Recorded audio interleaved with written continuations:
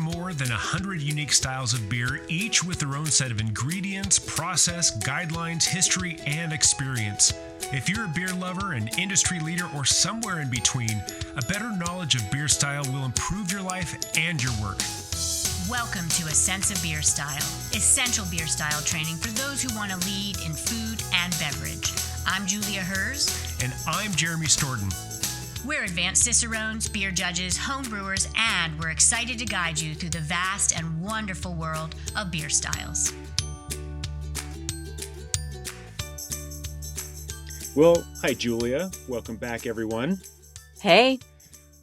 Today, we're going to talk about, again, I've got out of the 100 plus beer styles that we can cover, there's probably, 100 plus minus 2 that are my favorite beer styles. But this beer style today, I mentioned this just last week as I was teaching a class and we brought up this beer style. If I had to choose 10 beer styles for the rest of my life, this one would be in that top 10 for me. Oh, good Jeremy trivia to know. Yeah. So I have a lot of favorite beer styles, but there's only a few that make that final top 10 cut. And the Belgian Dark Strong, AKA the Belgian Quad or the Monastic Quad, is in my top 10. Why? Because it's delicious, because it's wonderful. It's complex. It has a story. When we talk about some of my favorites, like the St. Bernardus Abbot 12, I mean, what a story going way back in its relationship with West-Veletrin, which for years was considered by experts, the Westy 12, considered the best beer in the world. And it was, of course, a Belgian Quad. So this was a beer style, is a beer style that really came out around 1934, after World War I, before World War II. So you can imagine there was a big stop in production around the late 30s, early 40s. But this was really first created with the Trappist monastery, Westmalle, in Belgium, of course. And it just really has grown to be one of those special, wonderful beers that we all love. Even for those people, the few people out there that claim that I don't really love Belgian beer as much, this one, everyone can love. So I'm bringing my bias to this, Julia. Please forgive me. But let's get into the ingredients and let's dive into this incredible style. I love knowing that trivia tidbit about you, Jeremy. So way to self-reveal, which I totally back you on this, except I would say top 10, maybe a standard could be like, how often do you drink them? And I just don't drink these as often because they are more bigger in alcohol and intensity. But here, what an excellent expression of not just Belgian ale yeast we have, but also the malt profile. Yeah. And that's where the guidelines, and I want to point something out, I don't think I've ever pointed this out in any of our Sense of Beer style shows, so it's worth it, is the BJCP Style Guidelines 2021 that Jeremy and I follow. The characteristic ingredients, and that's what I'm about to overview for you, doesn't go into as much detail as you'd think to know how to brew this beer. And a lot of the time, the guidelines do give you a much more detailed, especially malt profile. So when the guidelines say impression of a complex grain bill, right? Like, whoa, that's not very detailed. So if you really want to know, and you are really studying as a beer buyer, you're going to test for whatever program, etc., go to the recipes, go to the common recipes, and the clone recipes of some of the classic styles will show you the real characteristic ingredients. So I'm going to do one better than the style guidelines right now and say that Belgian Dark Strong Ale, yes, has a complex grain bill, but often you have either Pilsner or Munich malt as the base. You've got maybe Special B, which is one of my favorite specialty malts to work with. It gives you essence of raisins. Melanoidin malts will be in the mix, maybe some wheat. So good. And then you get into the adjuncts, right? And the guidelines do talk about that. Some will have caramelized sugar syrup or Belgian candy sugar. Unrefined sugars is kind of what that means. So that wheat as an adjunct to give it body or head retention and some protein. that Belgian candy sugar. That's what you're also probably going to sneak in if you start brewing these beers. And that's just the malt. So, spicy, estery Belgian yeast, right? You're looking for maybe Westmalle yeast, Abbey style yeast. These are types of yeast that you would buy if you were brewing this. And you want that Saccharomyces Belgian ale yeast to give you that estery profile and some spice. Also for ingredients, hops are there, but continental hops are kind of a base back note. They're not really an important part of the impression and how these beers display. They're more about the bitterness there. So that is something that you will be also working with and needed to express if you are being asked what the hops are. Is more about the bittering hops. And then you've got your water profile, right? And so you're going to want to dial in your water profile for that eastern or western part of Belgium, depending on which of the Trappist style brewery examples you're trying to mimic. Yeah. So when we finally have all these ingredients together, we brew it and we finally pour it into our glass. Here's what I expect to see. This is a Belgian Dark Strong, not a Belgian Black Strong. Color-wise, I'm looking for a deep amber, maybe heading to copper. Maybe it just passes copper and goes all the way to brown. But I'm looking for those darker middle color range the colors. I don't expect gold. I don't expect black. So keep that in mind when you brew it yourself, or if you get one and you evaluate it. I expect these to be fairly clear. However, if it's coming from a bottle, a lot of these may be bottle conditioned, and if you dump the entire contents of the bottle, especially the sediment down at the bottom, then you're going to get a little bit of haze, and that is perfectly normal and perfectly okay. It's more common to find these in a bottle than it is on draft anyway, so don't worry about the haze. But again, I've been saying this in a bunch of different style casts. The power is in the hands of the pourer, so it's up to you. That's my little PSA, power of the people. If you pour it well, if you pour it aggressively, then you can develop this beautiful, absolutely beautiful, huge, dense, mousse-like, persistent head that's slightly off-white toward tan, but you can really get this incredible foam.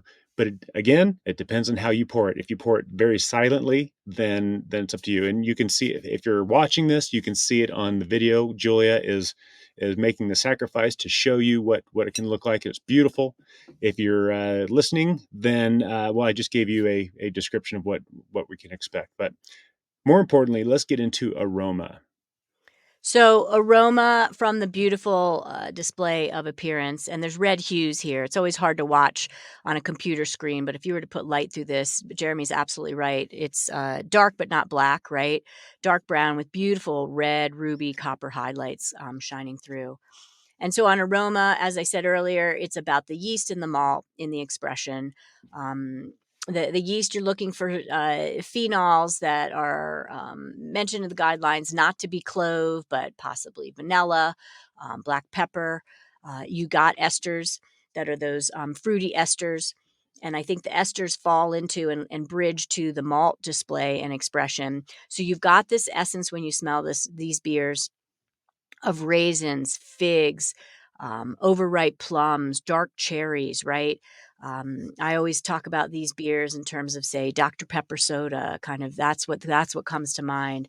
And it does talk about some alcohol, and it's going to be on a low to moderate level. And I love that because these are higher alcohol beers. They're not booze bombs, but you don't want it to be above moderate, especially in the nose.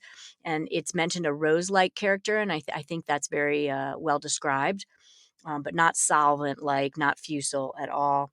And then if the hops are there at all, and they're really not in most examples that I would have, they're just going to lend that kind of continental spicy, maybe a little bit of floral character. But my example is not expressing any hops right now. I love that you brought up cola, or I'm sorry, you brought up Dr. Pepper, but I think about when I drink this, I have had, Dr. Pepper is a very specific drink, along with Mr. Pibb. For those of us who remember Mr. Pibb, those are sodas that are extremely complex. And if you think about it, if you grab a Dr. Pepper and just taste it and think about all the layers of flavor that are going in that that makes perfect sense that we could equate that to a Belgian Dark Strong. I think also I've had some really good um, colas that were made, like craft made colas, not the big name brands, but some that were made locally by people who know what they're doing. There's also a little bit of that kind of sense of we're getting this sweet flavor, but it's a complex sweet. There's dried fruits, dark dried fruits, there are spices, there are things, and they all mash up really, really well, like a 2-day old stew that has been simmering. It's hard to separate out those flavors anymore, but they all add together for this one giant complex thing where your palate isn't quite sure where to start. That's a Belgian quad for me, and it's beautiful. It's moderately rich. You have this texture on it.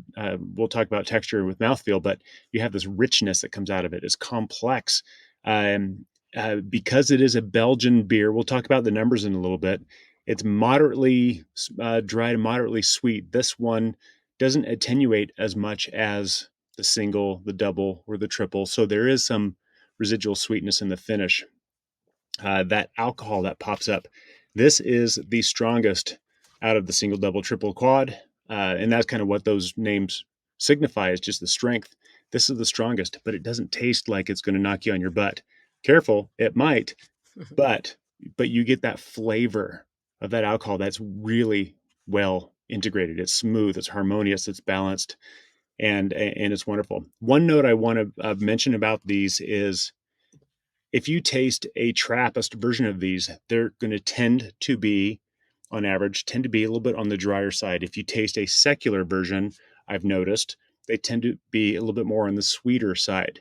And that's just kind of an experience thing. And I've talked to other advanced Cicerones and the like who kind of share this experience as well. So that's just a little tidbit to put in your hat and hold on to it when you need it.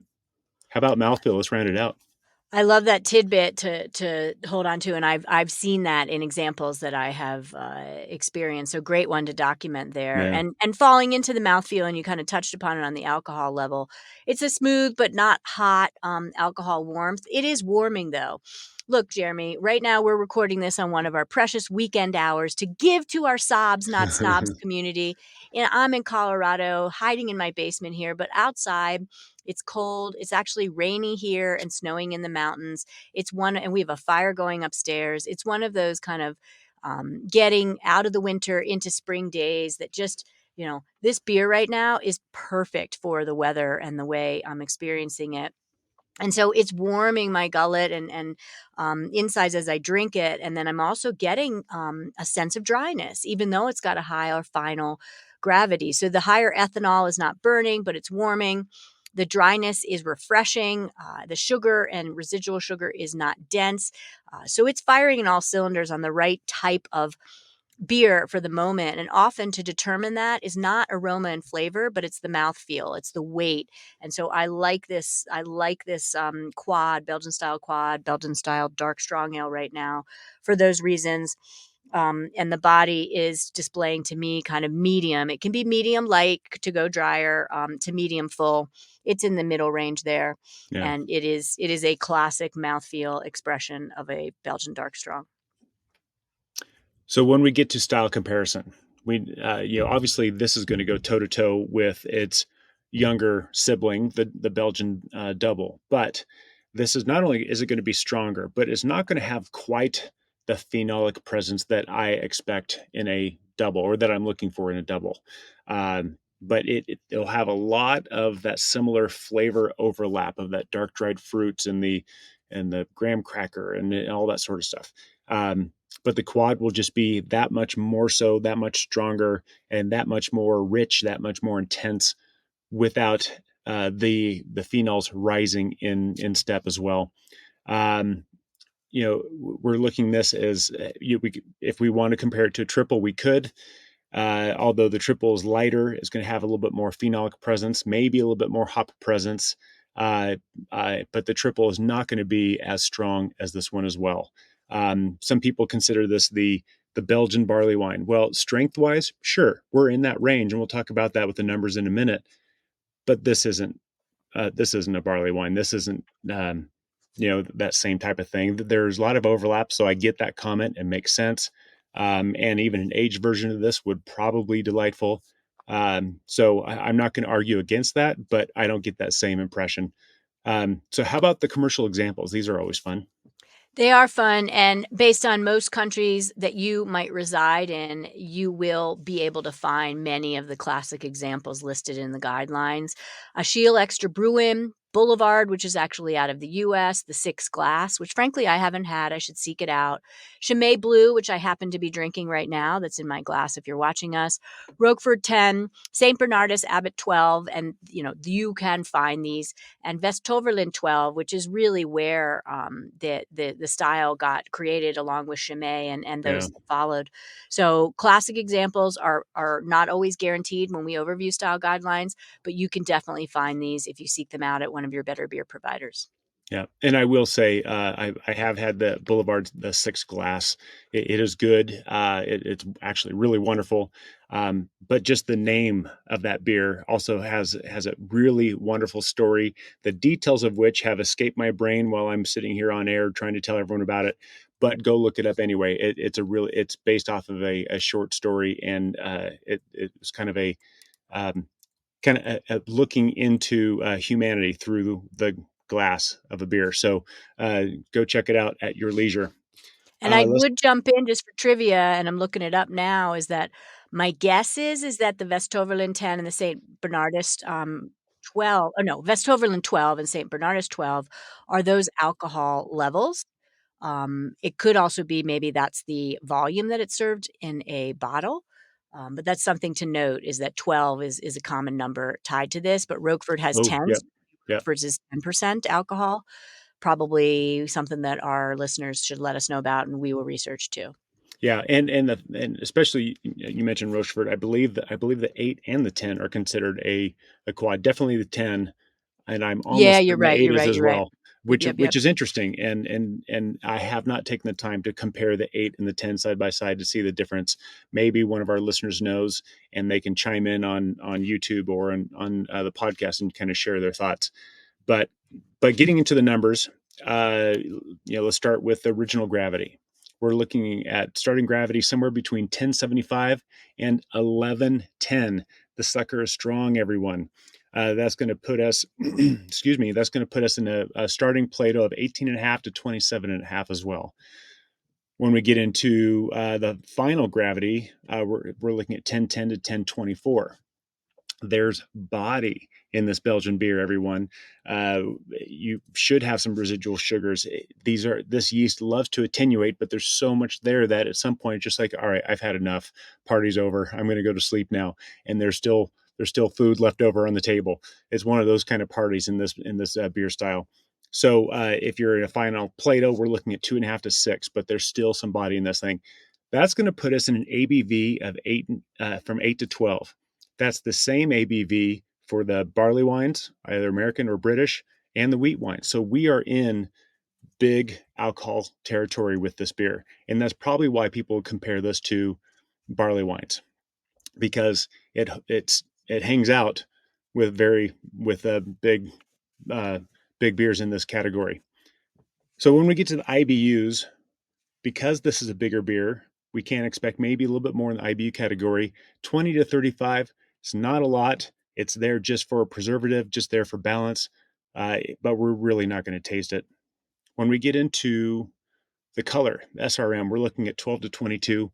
Remember, we're looking for amber to brown. If you're an EBC person or European Brewery Convention, we're looking at 24 to 44. And these are the numbers that we're looking for that. Let's talk about the glass and the temp. And I would say that glassware, we talk about a lot. If you have beers from Belgium in the country of Belgium or a Belgian style retailer, you often have a branded beer glass for each of the Yeah. actual beers. So they will be somewhat goblet or footed and stemmed style with some type of bulbous but not too round type of glass. So I'm going with your standard Belgian tulip. That's what I was going for, and my words were escaping me. And I love the notion of that. And then temperature wise, I mean, Vestoverlin will recommend a 53 to 64 Fahrenheit temperature, 12 to 16 C. So I like that because you know why? These beers should not be at your straight out of the fridge, 38 degrees Fahrenheit. It's too cold. These beers have such malt expression that's not delicate and nuanced. It is deep and it goes on for days that you want a little bit of more towards room temperature, but not all the way, to help it express in that manner. So I'm not going with cold out of the fridge. I'm going with warm it up, and I am going with that, call it 54 to 64 range, and then you're going to see a lot more going on in the beer. Yeah. And you mentioned earlier when we were talking about the beers that would end up in my top 10, think about the beers you drink every day. Well, I don't listen to Led Zeppelin every day, but they're still Led Zeppelin, So for Right, me, right. I'm not going to drink this every day, but it's still in my top 10 because this is a fantastic special occasion beer for me. And that's how I prefer to drink something like this. This is like, ooh, this is going to be something special. And when I think about pairing this, there's lots of things that would go well with this, but I found for me, one of my favorite pairings of all time, Jair's classic pairings list. I want this beer. I want some dried nuts like Marcona almonds, some pistachios, maybe some macadamia nuts. I want some dried fruits like dried cherries, Turkish apricots, and I want some slightly aged manchego, like 6 months or so, where it's just starting to get dry and kind of salty, or Asiago Reggiano type of cheeses. I want that spread in front of me, and I want a full bottle of this in my glass. I want someone to turn on some cool groove jazz music or some Led Zeppelin. I don't care, but I'm going to have a moment, and I'm going to be in bliss. Go forth. I love it. And I just want to add to your plate because you're right where I was. I'm going to add to your plate dried figs and dates. Yes. I'm going to add some dark cherries that are pitted and wonderful, right? Incredible with this. How about some pecans in that nut mix? And everything that Jeremy just described and that I'm describing, there's going to be synergies and there's going to be flavor combinations that you're going to find with that beer, minus the cheeses. The cheeses will, and Jerry mentioned some cheeses that go to kind of nutty flavors. I also might add some cashews then to the plate to like bridge the cheese to the beer to the nuts. And so heck yeah. And then maybe we warm up with that. And then we serve this with a really nice, lovely, rich duck dish. I mean, duck is commonly mentioned with your, Flanders Reds, Flanders Brown, and also your Belgian Dark Strong, maybe even a Belgian Double. But I think that would display so well. Duck tends to be kind of more of that darker meat types of flavors. And so you're going to just have a lot of intensity match and a lot of synergies. And this beer would serve to be almost like a complement to that kind of duck sauce on top. Yeah, this is such a special pairing to me that I would even go so far as to say, put this together for your sweetie and don't share detail, but just let me know how it goes. Find us on Instagram or wherever and just say, hey, that was great. I'd love to hear what you guys think. But that is the Belgian Dark Strong. That is the Belgian Quad. It is literally one of my top 10 favorite beer styles. And so I hope you enjoy it as much as I do. Even if you enjoy it half as much as I do, you'll be in there. And other than that, enjoy. Cheers. Hear, hear. Cheers. Thanks for listening and watching, and be well.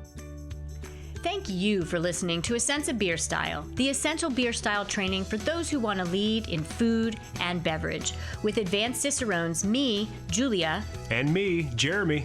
Tune into the next episode as we continue exploring the world of beer styles and what to make of them.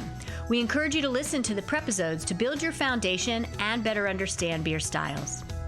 And before the next episode, I'd like to ask you to review the show and let us know what you'd like featured in upcoming episodes. Until next time, here's to you and your sense of beer style. Thank you for listening. Cheers.